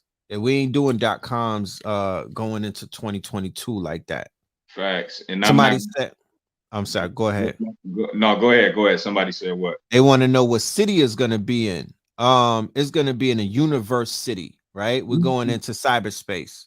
Right. This is an online only lecture. This is going to be online. This is going to be an online Zoom lecture, only on Zoom. So that part, you know what I mean? We will be doing physical pop-ups coming into 2022. But like I said, I came from the Remedy conference. The Remedy conference last weekend in Atlanta. That's the bar that I'm ready to level up to. I'm doing conferences and I'm doing big workshops. I'm not really doing lectures anymore. The collection of lectures that we did, they'll be available when we launch KTL University. But other than that, you know, I don't, you know, I'm on documentaries, my nigga. Like, to this day, what are you talking about? To this day, what are we talking about? You know what I'm saying? Like, I'm making special appearances at this point. You know what I mean? We just did the thing at the college, right? We just did something last week at ALKEBULAN. The symposium, right? We did the symposium in a college. Like, I'm doing colleges, my name. I'm doing college tours, like, you know, Ivy League colleges. Yeah, Ivy Leagues. We doing Oxford, my niggas. Like, we're not doing lectures anymore. Like, if you missed out on that, you know what I'm talking about. I don't know what to tell you. Yeah, you know? we in auditoriums now. Again, you're gonna see 100 students up in the auditorium with Oculus is on. We're gonna bring them to our universe, our metaverse. Straight to our metaverse. You So feel me? Meet you on the other side.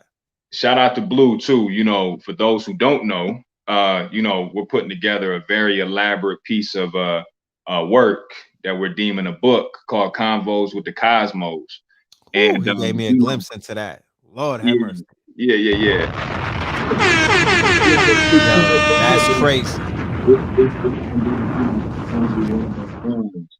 You know, we had a conversation earlier today, and we was I mean, it's gonna be worth the wait. You know what I mean? So it's called Convos with the Cosmos for those who don't know. Me, you know, my brother Blue. So you know, that's gonna drop here soon. That right there, y'all. When y'all get that piece right there, yeah, that's fire. Yeah, that's fire. That's gonna be crazy. Yeah. Somebody said Tariq Nasheed said that y'all are in the maroon doc. Yeah, we shot for that. Yeah, we shot for that the other day. You know, that's gonna be crazy. When are we gonna address activating these mounds? Thank you, brother Tyrone. Now when it comes to lectures, you feel me? I would be highly open to doing a lecture at a mound. I would be highly open to doing a retreat at a mound. I would highly be open to doing a full moon or an alignment ritual at one of these mounds so we can activate them. Me and Blue Pill took the initiative in 2010. We was with brother Noble and Pooh. We went to Detroit. No, we went to Ohio, and we visited what was known as the Serpent Mounds. That changed everything for me, right? Me personally speaking about my growth and development inside of consciousness, that changed everything. Everything. I promise you, that shit shifted it. It shifted everything for me. Because I bear witness. Not only did I bear witness to the power of the mound, the quote unquote, the ancestral scientific quote unquote, it's a wonder of the world. But yeah, go ahead. No, I was just gonna kind of piggyback off what you said. Yeah, those mounds, that's prominent, because the magnetic flux in those areas, bear a certain presence, so when these individuals are doing ceremonies around these mounds, they're doing them on grid lines, on ley lines that are very magnetic, and when we're talking about magnetism, we're talking about the capacity to tap directly into the ionosphere. That's the environment that sits about 300 kilometers above Earth's surface. So, when you're invoking and calling on your ancestors while you're on a mound or even doing a lecture on a mound, you're going to shift the paradigm because you're manipulating the etheric reality in real time by way of manipulating the ionosphere. Right. So, as us being electromagnetic beings, and tapping directly into the grid, we serve as a conduit to a higher level of energy. And that's what we're talking about doing, and electrical mounds and things. Yeah. And the mounds already have electromagnetic footprints because of the quote unquote work that was done on them already. We're talking about earthen structures. This is the soil. This is earth, and the earth is packed tightly and whatnot. Then you have ceremonial mounds and you have burial mounds. So inside of the burial mounds, you have all of this carbon. You have skeletons and whatnot. These skeletons are surrounded. They're wrapped in copper jewelry. They have stones, ancient stones and whatnot. Yeah. This has all been documented through the Smithsonian and other quote unquote institutions that were excavating these mounds. They're not going to tell the public that. But if you watch National Treasure 1 and 2, they kind of give you kind of hints about it in there, but you're going to have to do your due diligence and dig a little bit, because that's one of those things that America hides from our people and whatnot, because what they did with the mounds was very monumental to where they are right now. And I would definitely recommend Ross Ben. Go to rossben.com. He wrote a book, Free Your Mounds and Your Ass Will Follow. rossben.com. He's a super legend. We're gonna have him on the show very soon and whatnot. But go if you live near a mound. We went to Savannah to film for the Tariq Nasheed movie, right? The documentary. The minute we got off the plane and got out the airport, we passed a humongous mound. I'm looking like, oh shit, they got it in they have these mounds hidden in plain sight. Some of them have been turned into quote unquote reservoirs. Some of them are landfills, like in Atlanta, right off of Moreland Ave. They turn a humongous mountain into a landfill. And then you see all of these quote unquote black hawks, or, you know, you see these quote either falcons and whatnot. They'll circle around the mounds and whatnot. Yep. So Yep. the activation of the mound deals with taking your jewelry, your sacred stones and whatnot, putting it in the dirt on days of alignment and whatnot, sitting down and meditating. We used to blow trees. We would go to Etowah Mound in Georgia. We would go there. We would recite our lyrics. We would blow trees. You dig what I'm saying? We would just lay on the ground. We would ground ourselves, take our shoes off. All of these things. You bring your love interest to the mounds and whatnot, and that energy that y'all are dealing with initially, that right there will be infused into the quote unquote energy that the mounds originally have. There's a lot of things. Yeah, poverty. If you're near poverty point, fam, we need you to pull up, because that's one of the oldest mounds in America. Like, if you in poverty point, my genius, you should not be in poverty. Facts. Yeah, facts.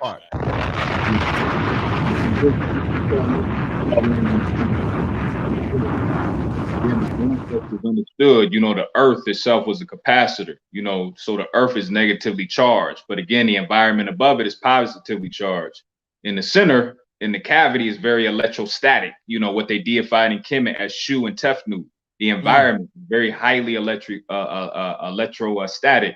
So again, these mounds serve as a purpose, but we got to start tapping into the grid again. You know, we got to start doing our ancestral work when it comes to certain rituals, ceremonies.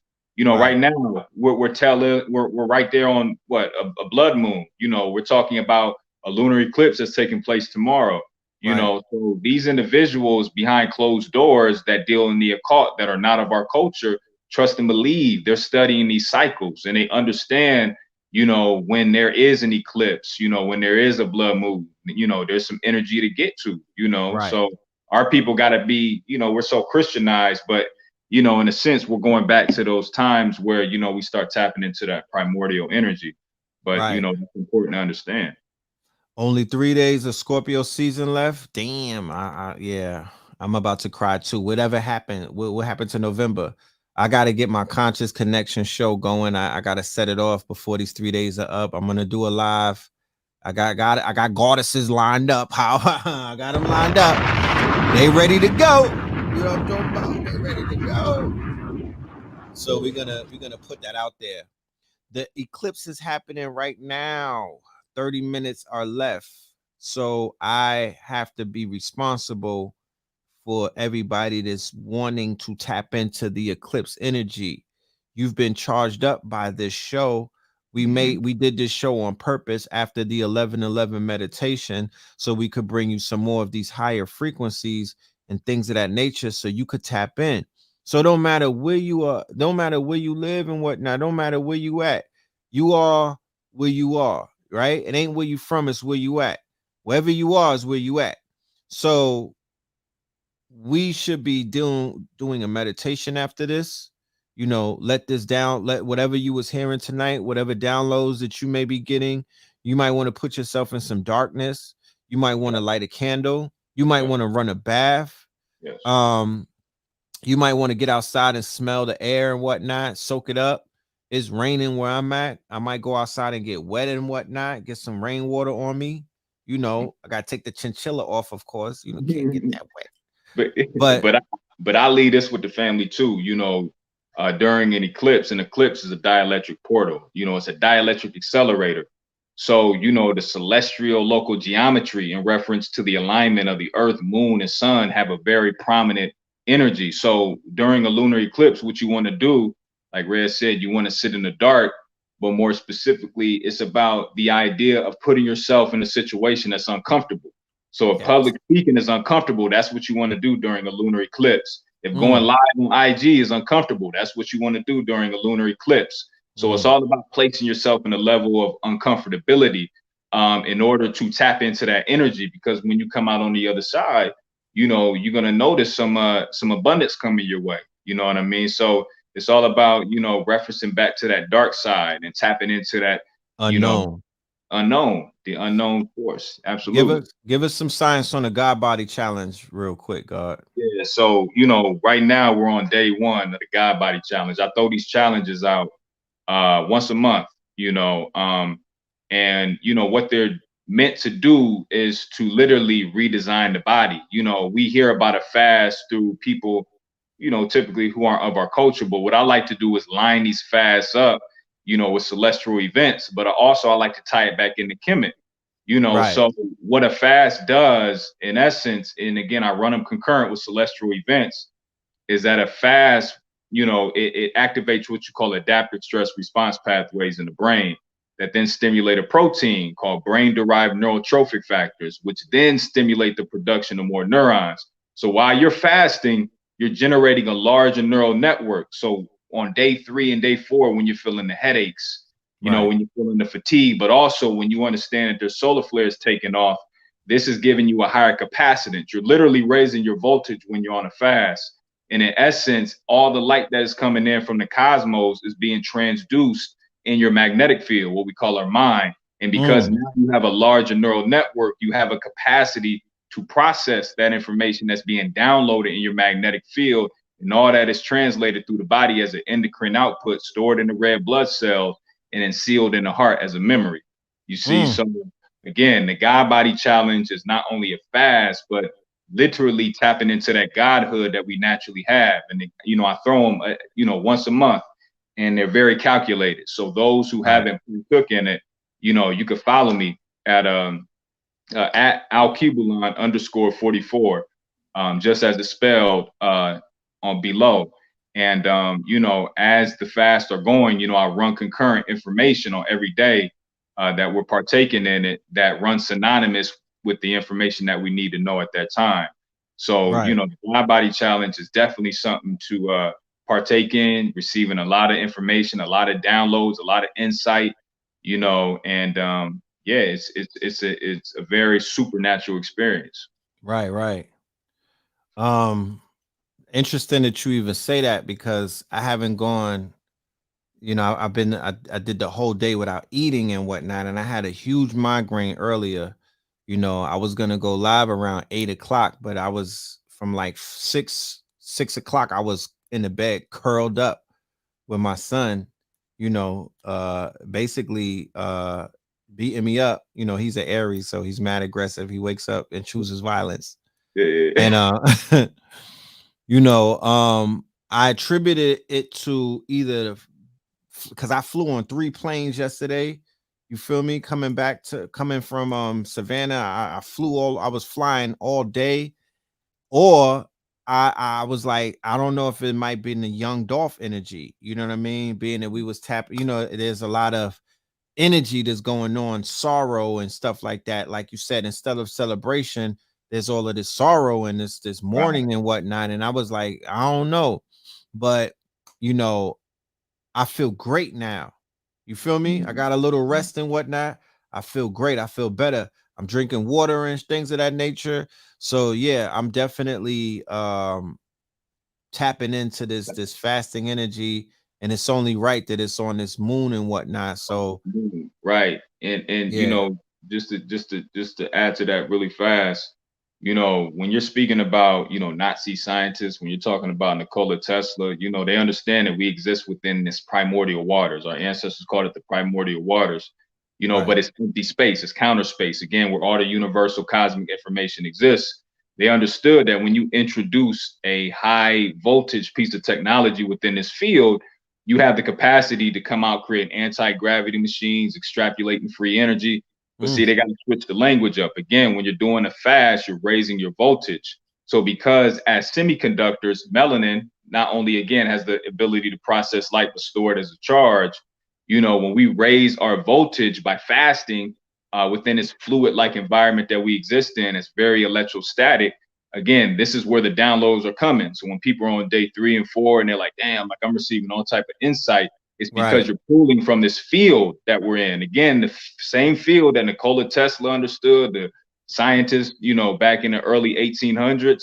And, you know, to keep us obviously away from understanding that counter space is the information that we got to tap into, you know, they switched the language up. You see what I'm saying? So, you know, the God body challenge, like I said, is something that's very important, especially around this time when these planets are moving in this way.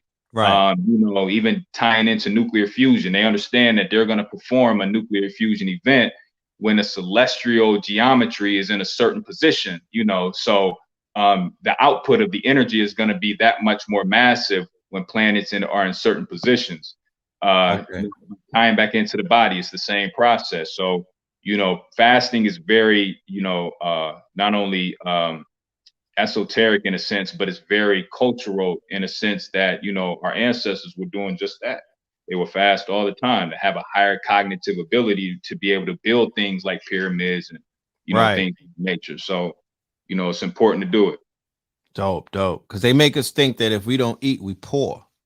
Like Fact. we're failures if we didn't catch a meal. You know how niggas be with the struggle bars? Yo, my mom's, we drank cereal out the milk carton. Yeah, I'm yeah, like, yeah. I'm like low key, you know what I'm saying? You niggas was fasting, like, you know what I Niggas was mean? Stop beefing up. throwing your mom under the bus. You know what I'm talking Yeah, about? fact. I never, my mama made me miss a meal, nigga. Well, see, look, missing that meal probably got you where you need to go, where you at right now. You know what I Right, mean? Because again, it took you it took a situation where you had to void yourself of food because again, you're creating a specific protein in the brain when you're fasting that is giving you a cognitive ability that is maximized beyond the state that you were in when you were putting something in your body, right? So now you're thinking a lot more clear, you're thinking a lot more rational. You know what I mean? So, you know, fasting again, it makes you quote unquote smarter, you know, to a certain extent. But you know, again, it's just the idea of a certain discipline you got to follow, and right. you know, I think our people got to go back to doing that. Somebody wanted to know if they didn't start the God Body Challenge when you started it, is it okay to hop in like today or tomorrow? Oh, absolutely, yeah. Hop in today, tomorrow, absolutely. Like I said, these energies are very prominent right now, and like I mentioned, during a lunar eclipse, you want to put yourself in a place of uncomfortability. A fast is very uncomfortable. You know what I mean? It's a level of stress. Again, our bodies are piezoelectric. So when you apply pressure on it or stress, it generates a charge. Right. You know, Because of and our bones, yeah, facts. So ports in our bones. our brain, our bones, our spine, you know. So yeah, that's, you know, tap in, you know, tomorrow, the day after, like I said, because these energies are very prominent right now. Say less, say less. I'm on it. I'm on it. I appreciate that. So we are hitting the 2 hour mark, and you know, it's one of, you know, I do 3 hour shows. I've even done 4, but I've noticed that the 2 hour ones are good because you know people are like, you know, they got a life to live and whatnot. So we're gonna clip it on the 2 hour mark. You know what I mean? I feel that this has been a great introduction to the family that's out there. We almost 1,000 deep. For anybody that's not familiar with ALKEBULAN 44, this is your introduction to this genius, this young god, and we will be doing a monumental. I don't even know if it's a lecture. We'll be Yeah. doing a monumental presentation at the last day of November to commemorate this very powerful month that has given us so much insight. You know what I mean? I've personally grown a few inches in my in my consciousness this month. You know, I've matured, especially not just because of my birth cycle, but just a lot of the insight that I was able to receive, paying Hmm. attention to just life, you know. Hmm. um the Yeah. sister said the Taurus full moon energy in Scorpio is the same energy that was at Travis Scott concert. Interesting, you know, interesting. I said it before. Stay dangerous out there. Y'all got to stay on point. You want to avoid any fuckery, you know what I mean? Anything to bring y'all into a place where you could be victimized and whatnot. You want to move, you know, outside. You want to move outside of those lines and whatnot. Don't Fact. walk into situations that you could become victimized. That's very important for the Scorpio season. We're watching these things unfold. You don't want to necessarily be, you know, the corpse in the movie and whatnot.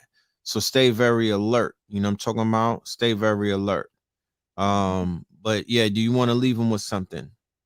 Now, just to say, like, we, you know, again, this is just a prelude to what's to come. You know, we scratching the surface, you know, in this show, but we finally, you know, throw the lecture, which is November 30th, which happens to be my born day.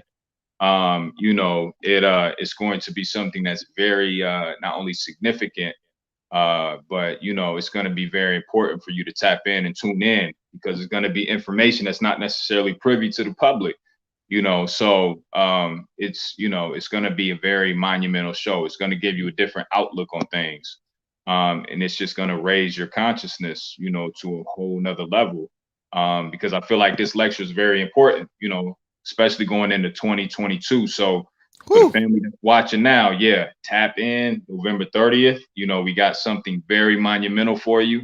And yeah, you know, that's it. Yeah, man. So family, I just want to say thank y'all for even requesting a metaphysical presentation, because that allowed me to tap in to our good brother and bring him onto the platform and introduce you to him. I feel like, you know, I kind of feel like I've done the universe a good deed during this moon and whatnot. I really feel like, you know, a lot of the people don't even know that this type of level of intellect and black men even exists like that. You feel me? Facts. So, you know, I'm all about inspiration. I love to inspire. You know, I could just feel it. I'm tapped into my audience, even though they are all around the world and whatnot. I could feel lights going on. I could feel people completely getting charged up right now. I could feel it. You know what I mean? I could feel them. I could feel the excitement. That's a fact. So Yeah. I want to say, on some reciprocation type of thing, thank you to my audience. Y'all are the greatest. I promise you. Y'all have got me through so much. You know what I mean? Y'all have been my Nebuchadnezzar in the past few years and whatnot. I put my trust in y'all. Y'all have not let me down. And it's been a great journey and whatnot. And it's only beginning.